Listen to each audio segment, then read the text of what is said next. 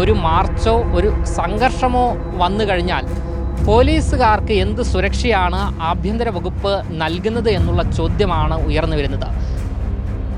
700 750 രൂപയോ വരുന്ന ഒരു ഹെൽമറ്റാണ് പോലീസുകാരൻ ധരിച്ചിരിക്കുന്നത്. കല്ലേറോ മറ്റോ ഉണ്ടായിക്കഴിഞ്ഞാൽ ഈ ഹെൽമറ്റ് പൊട്ടാനുള്ള സാധ്യത കൂടുതലാണ്.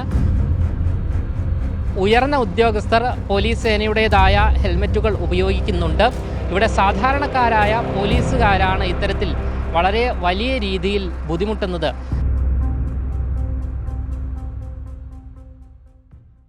നമസ്കാരം. 10 വർഷത്തിന് ശേഷമാണ് UDF അധികാരത്തിൽ വരുന്നത്. ഈ 10 വർഷത്തിന് മുൻപും ശേഷവും സാധാരണക്കാരായ പോലീസുകാരുടെ അവസ്ഥ അല്ലെങ്കിൽ അവരുടെ സുരക്ഷ ഒരുപോലെയാണ് എന്ന് പറഞ്ഞു വെക്കേണ്ടി വരും.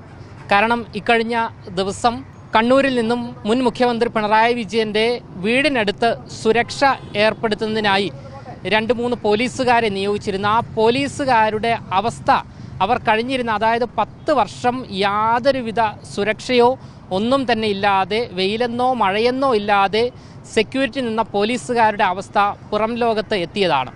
എന്നാൽ ഇപ്പോൾ മറുനാടൻ പുറത്ത് കൊണ്ടുവരുന്നത് ഇക്കഴിഞ്ഞ 10 വർഷവും നിലവിൽ ഉള്ള പോലീസുകാരുടെയും അവസ്ഥയാണ്. കാരണം ഒരു മാർച്ചോ ഒരു സംഘർഷമോ വന്നു കഴിഞ്ഞാൽ പോലീസുകാർക്ക് എന്ത് സുരക്ഷയാണ് ആഭ്യന്തര വകുപ്പ് നൽകുന്നത് എന്നുള്ള ചോദ്യമാണ് ഉയർന്നു വരുന്നത്. അങ്ങനെ പറയാനുള്ള ഒരു കാരണം, ഇത്തരത്തിൽ സംഘർഷമോ മറ്റ് അവസ്ഥകളോ വരുമ്പോൾ പോലീസുകാർ അവരുടെ തല പ്രൊട്ടക്റ്റ് ചെയ്യുവാൻ വേണ്ടി ഉപയോഗിക്കുന്ന ഹെൽമറ്റ് ആരുടേതാണ് എന്നുള്ള ചോദ്യമാണ് ഉയർന്നു വരുന്നത്. കാരണം ചില പോലീസുകാർ അവർ ബൈക്ക് യാത്രയ്ക്കായി ഉപയോഗിക്കുന്ന ഹെൽമറ്റുകൾ തന്നെയാണ് ഉപയോഗിക്കുന്നത്.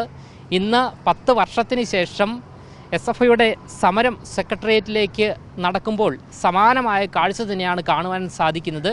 എന്തായാലും ആദ്യം നമുക്ക് ആ ദൃശ്യങ്ങൾ കണ്ടുവരാം.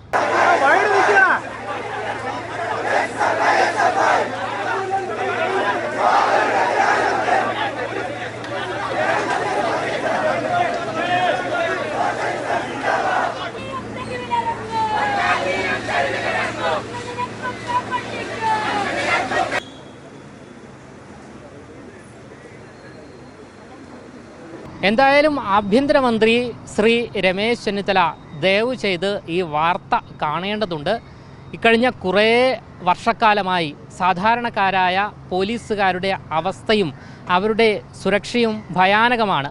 വലിയ രീതിയിലുള്ള ഒരു സംഘർഷം ഉണ്ടായിക്കഴിഞ്ഞാൽ, അതായത് കല്ലേറോ കമ്പ് കൊണ്ടോ അത്തരത്തിലുള്ള സംഘർഷമോ അടിയോ ഏറ്റുകഴിഞ്ഞാൽ ഇത്തരത്തിലുള്ള ഹെൽമറ്റുകൾ പെട്ടെന്ന് പൊട്ടുന്നതാണ്.